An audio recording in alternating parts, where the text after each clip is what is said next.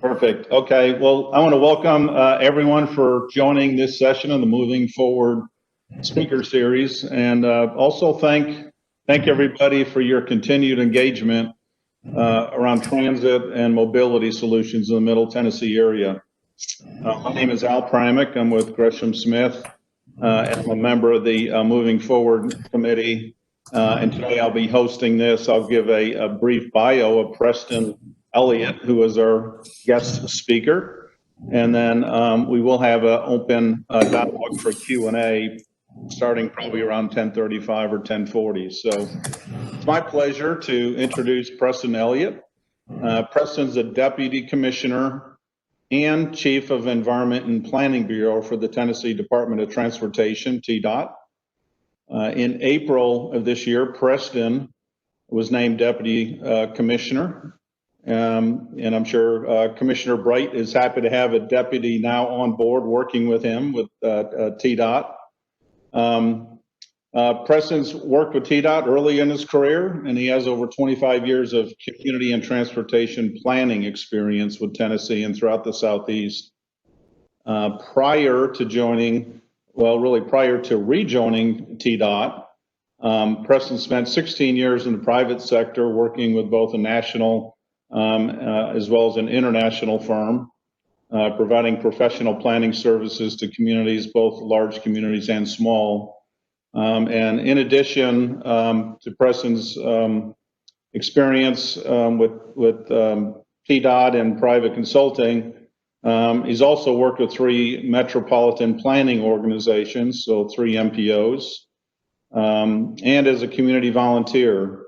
And additionally served 12 years on a local transit authority board.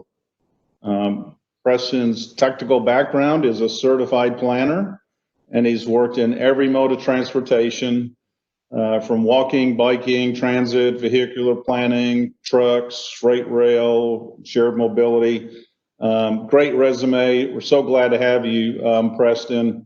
I'm going to turn the mic over to you, and if there's anything you want to share about your bio, maybe I didn't touch on, feel free to do so. And as Preston is speaking, use the chat box if you want. And like I said, we'll target maybe around 10:35-ish or 10:40 to start the Q&A. So, Preston, we're all here excited and looking forward to you sharing your perspectives. Thank you. I appreciate the introduction. And my apologies. Technology was not my friend this morning. I can't blame it on traffic, but maybe internet traffic. So I'm flying a little blind here. Matt's going to be moving my slides forward as I go through the presentation. I'm actually having to call in because I wasn't able to log on, so I apologize. So thank you immensely for allowing me the opportunity to present as part of your speaker series. I think obviously the topic is very timely. I think the series that you have laid out, looking at it from a variety of perspectives in terms of COVID-19 and the impacts on transportation and transportation planning is vital as we look at how we plan for the future and how we provide mobility solutions that can meet our ever-changing world. So as was said, I've been back with the department about 6 months. So I will try my best at answering questions. Excuse me, as we go through the presentation and so forth. And just to note, I can't see any chat. So Matt, I guess if, at the end or whatnot, you'll have to kind of relay those to me if you could. So we'll make sure you get all questions. Okay, awesome. I'm going to switch to the first slide and go just, it's a TDOT mission statement. I just wanted to kind of set the stage a little bit because I'm not sure the audience in particular in terms of your knowledge of the department and whatnot. So I have a few slides that I'll talk a little bit about the department. So our mission is pretty straightforward. It's to provide safe and reliable transportation system that supports economic growth and quality of life. This mission has remained true for many decades. It's been modified somewhat over time, but in the end, it really has always been the same. Safety is a key variable there, and providing that reliable transportation system. And it really does value the supporting of economic growth and economic development. That has changed over time to even redevelopment as it relates to economic growth. And quality of life is becoming more and more important as we look at our transportation infrastructure, whether it's building it with context in mind, or providing avoidance or mitigation of environmental impacts, or the opportunity to provide improved mobility through sidewalks and pathways and other places that we may be able to enhance the quality of life. We have a really great Pollinator Program. This last spring the weather was really ideal, and we were able to really put back a lot into the environment as it relates to aesthetics. I'm not sure if any of you had an opportunity to see those. We have a few that are near our rest areas along the interstate system. A vision statement for the department is a commitment to excellence in managing and improving the state's transportation system, promoting the success of our employees, and strengthening the trust of our customers. That last one is really a key component of the current administration and even past administrations, but there really is a need for an agency like ours to gain trust of our residents and business communities and so forth, because you've entrusted us with a lot of funds, dollars, to make our transportation system work for all, and that's something that we hold very highly. If you could go to the next slide, Matt, that'd be great. A little bit about the transportation system that the department's responsible for. We have about 1,200 miles of interstate across the state, 14,000 plus miles of state highways, and we are responsible for about 8,400, a little over 8,400 state-owned bridges. In addition to those state-owned bridges, the department every 2 years, two-year cycle, inspects all nearly 20,000 bridges across the state. So we have a pretty big investment in assets as it relates to infrastructure across the state. And then we also have within the department a program for aeronautics, transit, rail, and numerous other federal grant programs that we work with that support our transportation system. Next slide, Matt. And so a little bit about the people side of things and organizational structure. TDOT has about 4,100 employees across the state. Our headquarters is here in Nashville, and out of our headquarters, we have construction, structures, project design and development, environmental, multimodal, long-range planning, strategic transportation investments, and bid assistance, as well as our highway beautification program. I would say around 800 or so of our staff reside within the headquarters component, and then the vast majority of our staff are in one of our 4 regions or district garages and so forth. And we have 4 regions in Tennessee. Region 1 is up in Knoxville. Region 2 is in Chattanooga. Region 3 is here in Nashville. And Region 4 actually is in Jackson, but it includes everything pretty much west of the Tennessee River.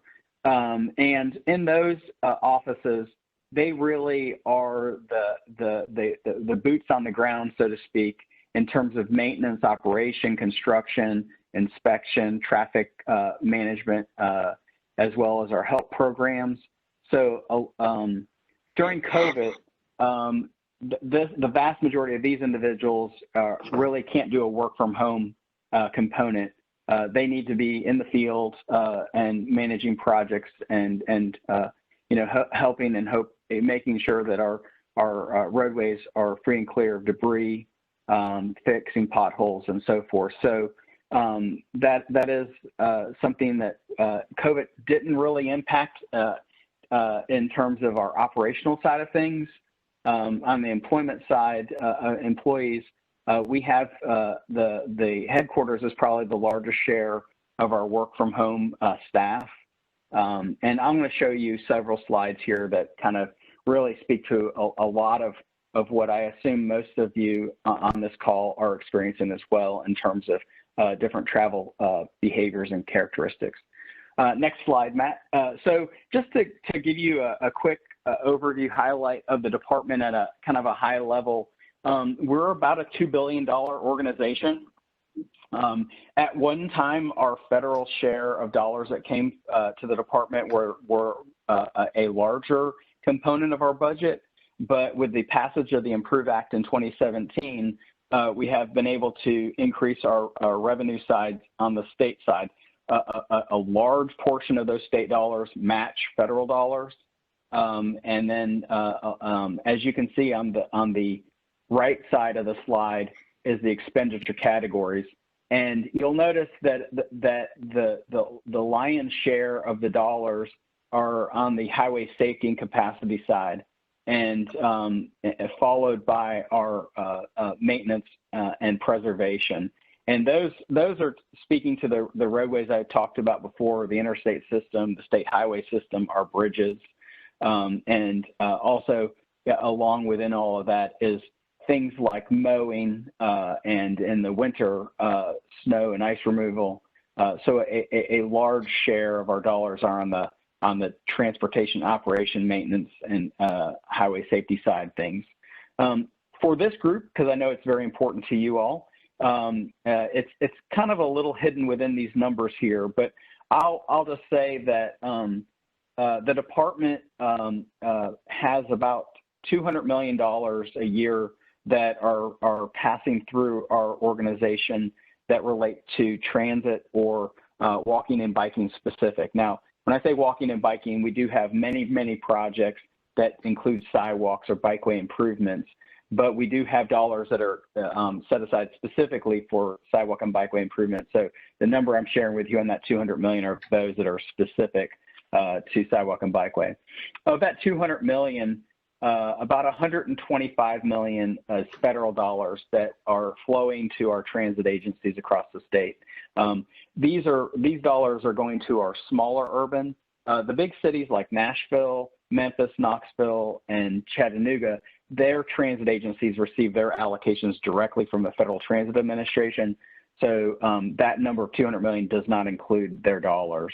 Kind of breaking it down a little bit, kind of on the transit side of things, we have about, I would say about $54 million of state funds that we either are providing to transit agencies for operating assistance and or as part of our IMPROVE Act capital transit projects. And that's something that has been put in place since the IMPROVE Act. And then we also have about $20 million a year that grant funds that we make available to communities. It's called our Multimodal Access Grant Program, and this provides sidewalk and bikeway improvements along state routes that communities can apply for. And the number is just about under $1 million per project, with a pretty nice share in terms of a lower match that allows communities. And we've seen a high interest in these types of projects across the state.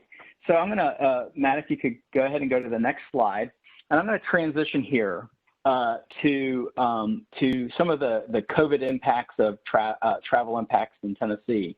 So the slide you see in front of you, it's a little busy, but let me just kind of try to walk you through it. So in Tennessee, our 4 large urban areas, Nashville, Memphis, Knoxville, and Chattanooga, have a very robust intelligent transportation system, an ITS system that has a lot of sensors, video detections, monitoring that on our interstate systems that we utilize. You've noticed probably the variable message signs that are over the interstate. You've also seen our help trucks. These 4 urban areas have a lot of technology that allows us to better manage and understand traffic.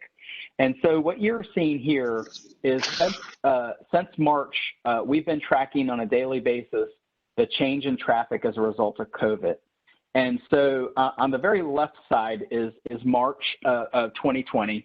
And you can just about see as we drop down a pretty dramatic reduction in traffic on our interstate systems in those 4 urban areas. And we hit a low about April 10th or 12th in terms of travel. And if you were to take this chart and kind of go across the stay-at-home executive orders and social distancing, that would correlate really closely with what you see here on the traffic. Now, as you progress to the right across the chart here, you can see that our traffic conditions have been steadily improving and increasing across each urban area. If you can note, the red line is Nashville. And I think probably for this group, it's probably most important to talk about that red line. What you'll notice is there's a lot bigger drops in the traffic. And even if you go all the way over to September and look around, most of those big dips are Saturday, Sunday. And as I think most of you know on the call, we're not really seeing the tourism return that we have had in the past. So I should have pointed out that the zero axis is comparing these traffic conditions to 2019. I apologize for not mentioning that. So this is how much below our 2019 traffic conditions. You could see just before in March, we were actually trending upward above normal conditions. So Chattanooga is an urban area that you can see it's the blue and tends to and actually in about mid-September surpassed almost back to normal conditions a couple of times. And I think what that really is reflective is a lot of the I-75 traffic that you see that maybe those coming from the north heading down to Florida or other areas traveling a little bit more during the summer months of July, August, and September. So Matt, if you go to the next slide, this is a little bit deeper of a dive, but I just wanted to kind of give you a little bit of a comparison of what we're looking at.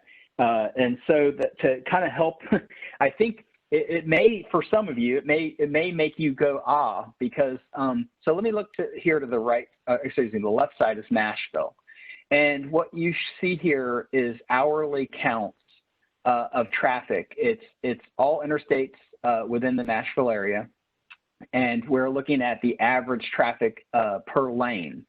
And I think what's really fascinating to note, which is very consistent in Nashville here, is that the AM traffic conditions are nowhere what they were last year in terms of that peak.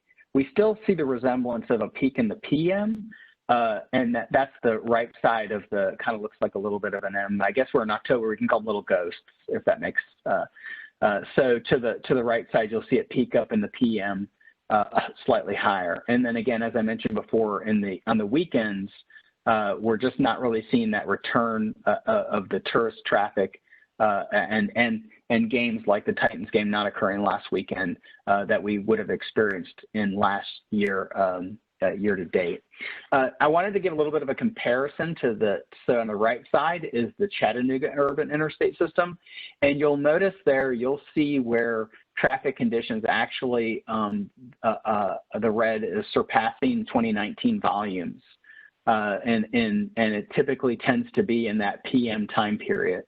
So if I was to show you other urban areas, they look very similar to Nashville and Chattanooga in terms of a little less AM peak, but the PMs tend to be a little bit closer.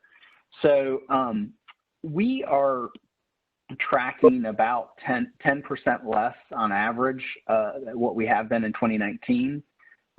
And so Matt, if you go to the next slide, this data here is showing you a smaller look in terms of duration. It's only since about September 15th, 14th to October 11th. And so this is a statewide traffic count program that we have here. So it's not just the urban interstate systems, but it's taking into consideration all of the department's traffic count locations that we have. And what is nice about this is it lets you also see how our traffic conditions statewide are comparing to some of the national traffic conditions that are out there. So the blue bars are state traffic data. The kind of the teal greenish is the national traffic. And so what you'll notice is that actually nationally, the trend is slightly more reduced as it is to compare to previous 2019 conditions. Now that bottom chart I'm showing you at the state traffic, national traffic, and national truck traffic, that is only for that one day of October 11th. But if you look at this kind of in totality for that month duration, you'll see that Tennessee's traffic conditions, with the exception of weekends, are not as down as it is across the country. And then the last line I'd like to point out is the national truck data. Unfortunately, the department does not have a set yet for state truck data that we can produce on a daily basis, but we're working towards that. But you can see the national truck data. So this is across the whole country. And you'll see that it's actually picking up slightly. I think we'll continue to see that as we work towards the end of the year, towards Christmas and so forth. So Matt, if you go to the next slide. So one of the things is that while we're seeing reductions in traffic volumes, unfortunately, we're not seeing reductions in roadway fatalities. And so it is quite alarming because we would expect if there's less traffic to have less fatalities. The problem is, as we dig into the data, what we're finding is that because there's less traffic, people are actually going faster. And speed and individuals not wearing seatbelts are really dramatically impacting why we're having more fatalities. The trend also is that we're seeing more fatalities in urban areas versus rural. That is a new phenomena for the state of Tennessee. Historically, we have had more rural fatalities than urban. So that is of note as well. And also, interestingly, is one county in particular that is actually has Shelby County, Memphis, has 70 more fatalities this year than they did last year this time. So those are really alarming numbers. I've also put on here the pedestrian and bicycle fatalities. We're at 124. That's more than we have had last year this time to date. Pedestrians make up the lion's share of the 124. I think it's like 111. And that represents about 14% of the state's roadway fatalities, pedestrians do. So,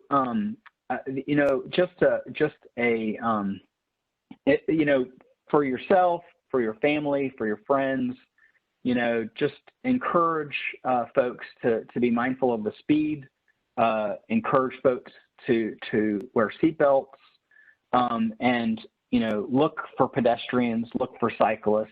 I think that's the best thing that we can do, the quickest thing that we can do in terms of improving safety is awareness, education, and enforcement.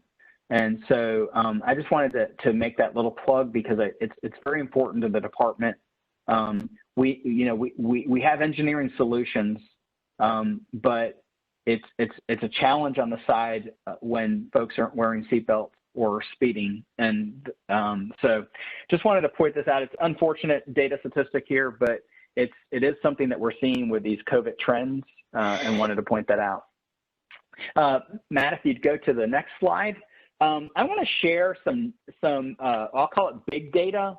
If you have a cell phone, if you use Google or Facebook or anything like that, the next series of data that I'm going to be sharing with on these slides come from sources So it's users like myself and you that are either using Apple phones or Apple devices or using Google.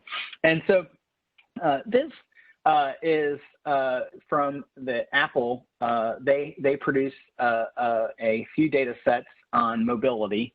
And you can see here from January to October the trends that they are seeing relative to individuals when they're utilizing their phones.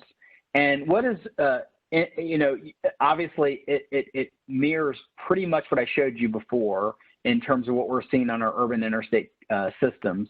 What is nice about these data sets are that it lets us look at the driver, the walker, and the transit user. And again, as I know it's important to you all, is on the transit side of things. And I have a few slides that I'll be talking a little bit about the COVID impacts on transit. But what you'll notice here again is it dipping down into April, which I showed you before. What you'll notice is the comparison of walking and transit from Nashville and Memphis. Nashville's transit ridership is obviously seeing the most reductions relative to comparison to Memphis, but they're both equally down. What is interesting is on the walking side, and I have another data set here that I'll show you that can help explain that. But I think what you see is people in that earlier months when COVID hit got outside, got walking and so forth. That kind of continues even into today. So Matt, if you go to the next slide, this is a little bit of a busy slide, but I'll try to walk you through it. So this data set comes from Google. And on the left side are the Tennessee statistics, and on the right side are the Nashville statistics. So what Google has done is that they're looking at locational-based aspects of where users are relative to certain types of activities. So the top one there on the Tennessee side is retail and recreation. And really in that retail, it's like shopping, cafes, restaurants.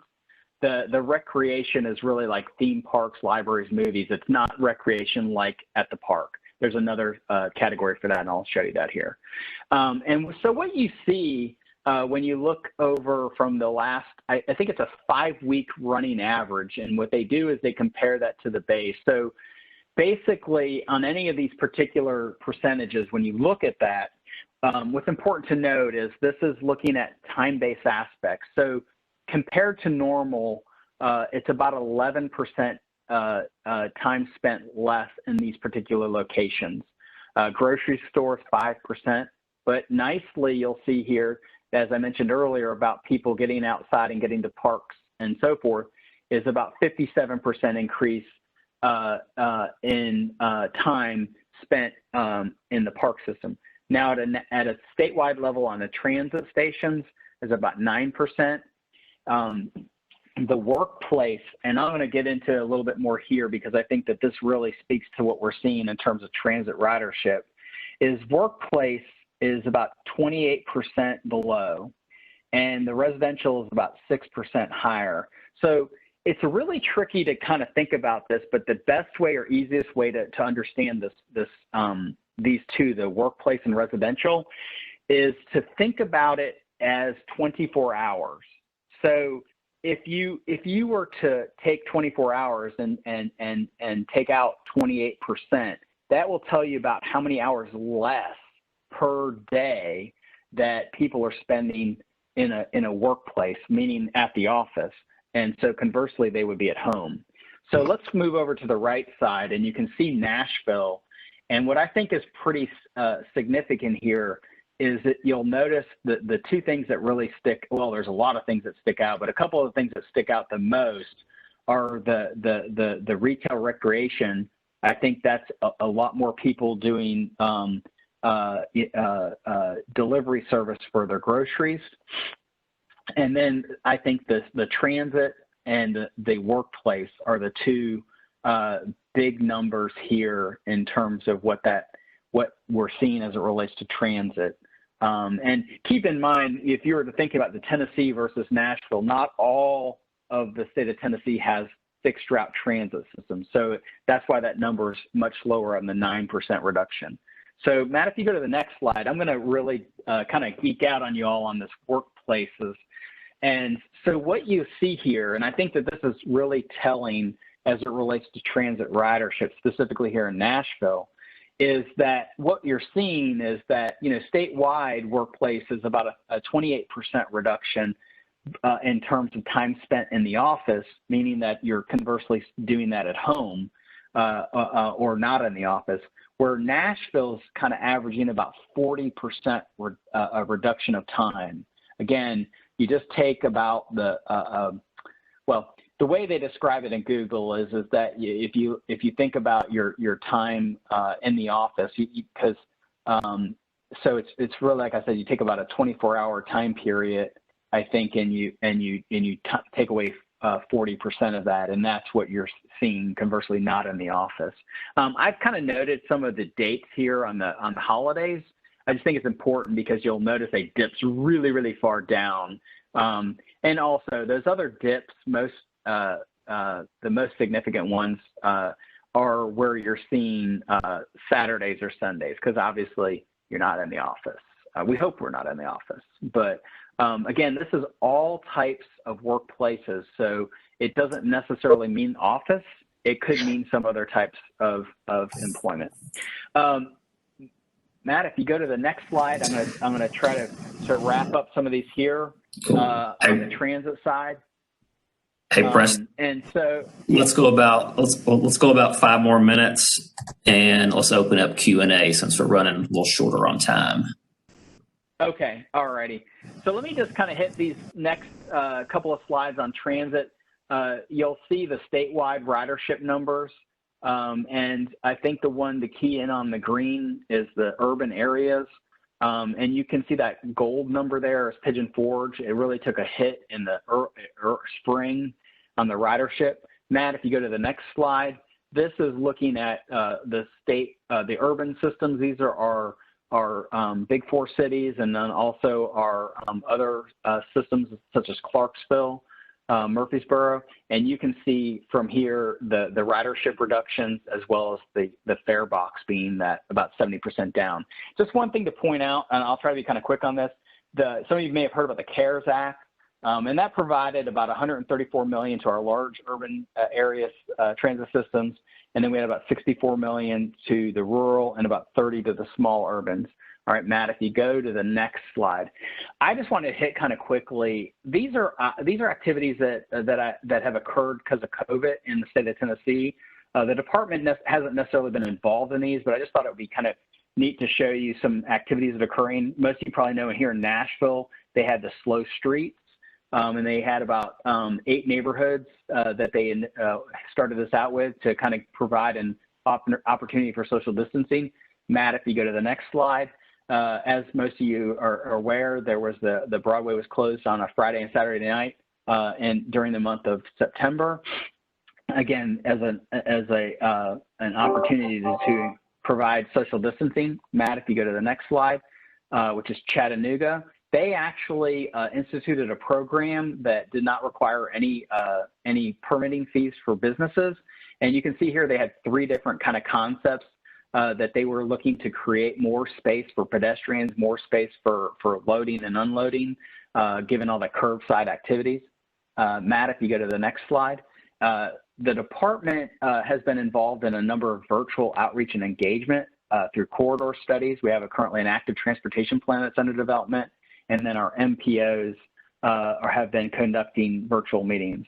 Matt, if you go to the next slide, it's the Improve Act. This is just a quick look. I think most of you are aware there's about 962 projects in the Improve Act. In the MPO area here in Nashville, there's about 147 projects, about $2.7 billion worth. And you can see there the types of projects that are in the Improve Act. And I'm almost done. So Matt, if you go to the next slide, all of you are well aware that 440 is complete. It was a 2-year project, constructed as a design build, and it was completed 1 month ahead of schedule. Next slide, Matt. And the other big project that we're undertaking is a smart corridor between Nashville and Murfreesboro. I-24 and Murfreesboro Road or Pike. And this project is called an integrated integrated corridor management approach, where we look at the ability to manage all lanes through either speed or lane assignment. And it's really being developed as a test bed for connected and autonomous vehicles. And then the last slide I'd like you to, if you go to, Matt, is so the department had begun an initiative looking at congestion in Middle Tennessee just before COVID hit.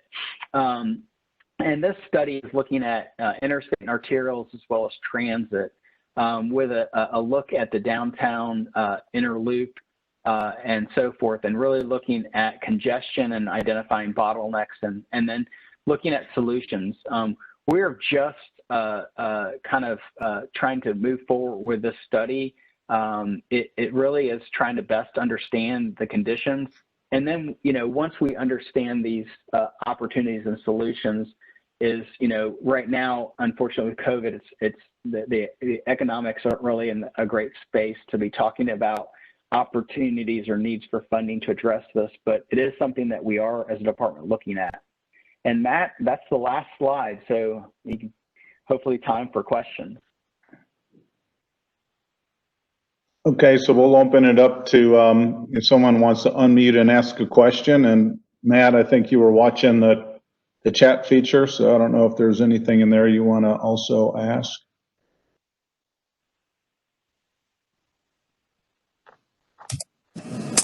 So we don't have any questions in chat right now. So if anyone has questions, please feel free to unmute and ask away. I have one. Hey, Preston, I know you touched on the one slide on that intelligent smart corridor, Murfreesboro to Nashville. How about on the inner city loop in terms of the MPO here, right, of the Nashville area? Do you see where that'll drive some opportunities for innovation or technology as part of that solution? Anything in discussions you might share? Yeah, no, that's a very great point. Yeah, I mean, I think that the realization of I guess most in the transportation industry is that we need to really manage the infrastructure that we have out there, and technology is a powerful tool.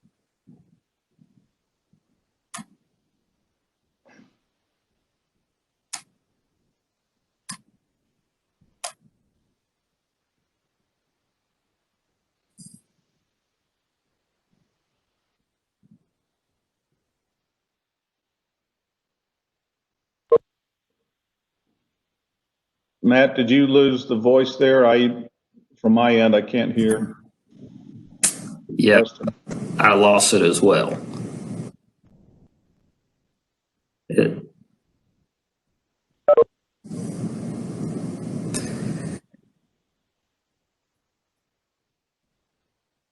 looks like he fell off. Yeah.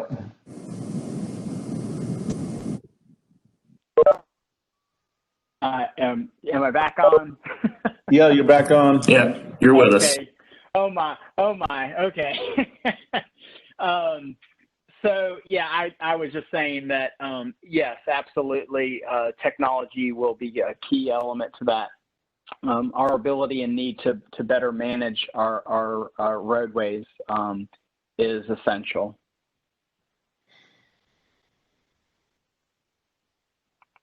Now, I also noticed in one of your later slides, I know everybody's excited about 440 opening earlier. But then when I was looking at your data, it looks like our traffic volumes are getting up, and I couldn't remember where the peaks were. But do you see that still being a help in terms of finishing other construction projects quicker, or do you think the traffic has already come up to the point where you don't have that advantage? Yeah, no, very, very good point. Thank you for asking that question. We have had opportunities to make maintenance improvements and other projects because of the lower traffic volumes. You're correct that that did help with 440 in terms of being able to get a few things more done. Actually, I think if it's not this, I think it may be this weekend. We have a pretty big project going on in Chattanooga, I-24 and I-75, and we're hoping that that the lower traffic volumes will allow us to undertake some of these projects where we can shut down either a lane or a route to be able to achieve more through either those projects. But yeah, it is correct that it is, and it has also helped as well in our construction zones having less traffic as well. Hey, this is Matt. Hi, Preston. There used to be a program that supported short line railroad infrastructure, and I wonder if that program is still in existence, and also whether there's any thoughts about any impacts that could have for Middle Tennessee with respect to commuter rail short line operation. I think I heard most of your question. So the department does have a short line program, and we actually are just about finished on a new needs assessment. The last one that was done was a little bit more than 10 years ago. And so this needs assessment has gone in and looked at all of our short lines across the state of Tennessee, looking at track needs as well as bridges, and looking at opportunities to increase the capacity and speeds along those lines. And so we're nearing closer to that. I'm not sure if I got all of your question, but it is a program that the department does have. I think the second part of it was just whether there's any, whether that's identified anything in Middle Tennessee that you plan on looking at with respect to that program. Yeah, but I think you asked specifically about commuter rail, or were you talking about just in general about rail? Yeah, commuter rail. Yeah. So at this moment in time, the most that we have is our ability to support transit agencies, as I mentioned, through funding that we have through the IMPROVE Act, which allows transit agencies to make capital investments. And since such a large share of the costs associated with transit is on the operating side, once you have the capital improvements in place, because the annual operating occurs annually. Those are where we work with transit agencies to move forward on. So I'm not aware at this time anything beyond the East Line, although I know that there have been studies in the Middle Tennessee area along the Northeast and Northwest corridors, but I haven't heard anything lately on commuter rail.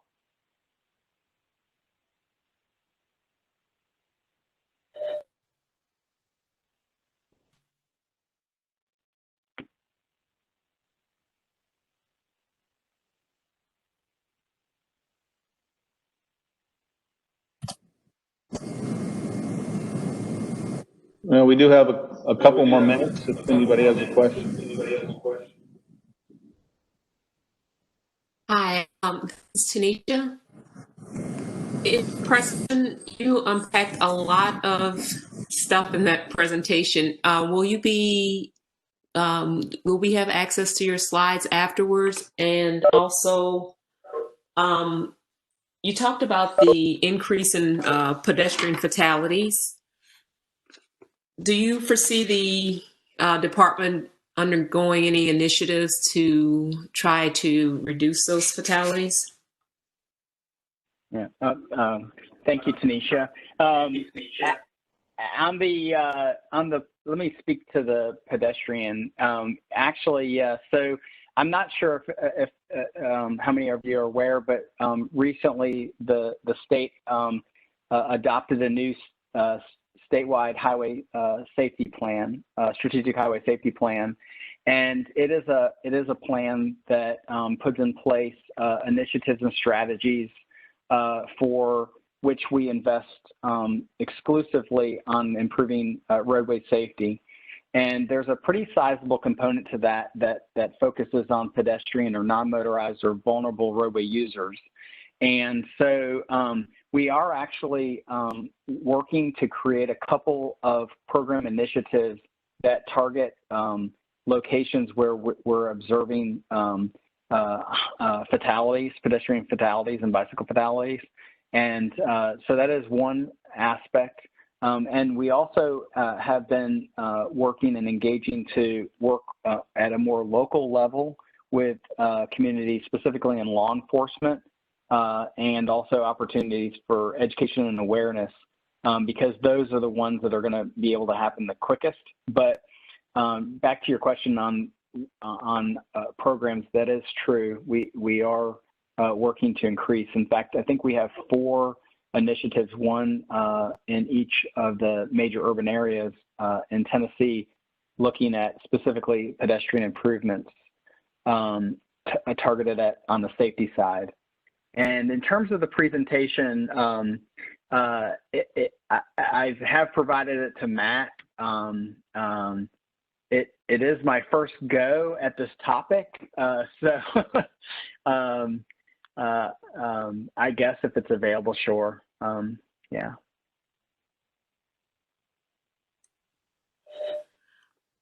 And another question. I know in the latest transportation bill, tourism, and there was a big push to try to link tourism and transportation.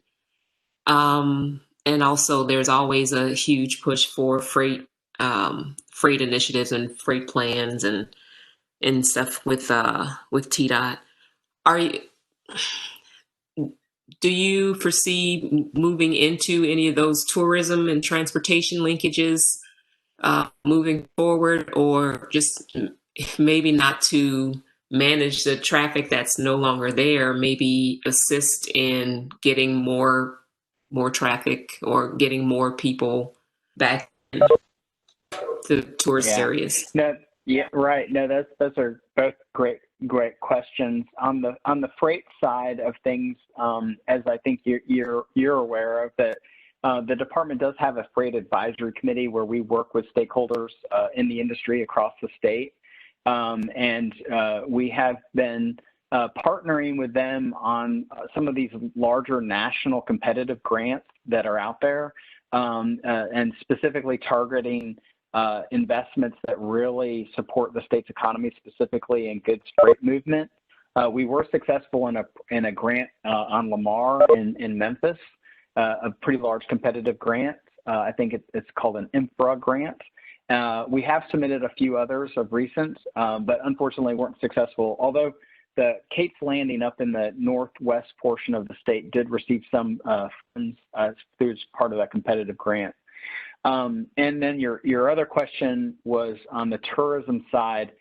We are actually looking to build upon our, I'm trying to think of the name of it, sorry. It's wow, it escaped me. We have a Parkway System, and so it does serve a lot of the rural communities of the state, and it is very tourist-based. And we're working to kind of dust off some of those plans and see what we can do to promote tourism within whether it's wayfinding or corridor management aspects that help support our rural communities in areas that where scenic byways and so forth are. Well, thanks, Preston. Looks like we bumped up on our 11 o'clock time, so I think Matt might have some other questions in the chat. We'll find a way to follow up with people on that. Preston, thank you so much for spending the time to share your slides and your comments on the Q&A. And again, thanks for everybody that joined the call and is staying involved in this conversation about transit and mobility. So I'll stop there. Matt, do you have anything else to say to close out? No, I don't. Just want to thank Preston for joining us again, and appreciate all of our guests and your continued engagement around transportation mobility solutions and being involved with moving forward. So